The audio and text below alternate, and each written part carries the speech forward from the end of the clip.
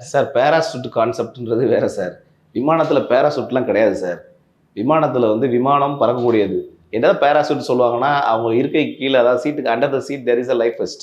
Life வெஸ்ட்னா life saving equipment. அது வந்து லைஃப் வெஸ்ட் வந்து தண்ணீல எப்போ விழுகுறோம் அப்படின்னோ, அத வந்து நம்ம இந்த ஏர்கிராஃப்ட் வந்து தண்ணீல விழுக போகுது அப்படின்னா, அப்ப க்ரூ சொல்லுவாங்க, நீங்க வந்து இத போட்டுக்கோங்க. லைஃப் சேவிங் அது வந்து ஃப்ளோட்டிங் டிவைஸ் மாரி இருக்கும். Life west jacket, life jacket. அந்த ஜாக்கெட்ட போட்டோம்னா, நம்ம தண்ணீல இருக்கும்போது தண்ணீல விமானம் விழுந்ததுன்னா, நம்ம மேல வருவோம் தவிர தனியா பேராசூட் மாரி ஒரு சிஸ்டம் இருக்கு. அது மேலேருந்து வர்றது இதெல்லாம் பொய் சார். இதெல்லாம் வந்து பேராசூட் சிஸ்டமே கிடையாது. அந்த மாரி பேராசூட்டையும், விமானத்தையும் சேர்க்காதீங்க. அது வேற, இது வேற.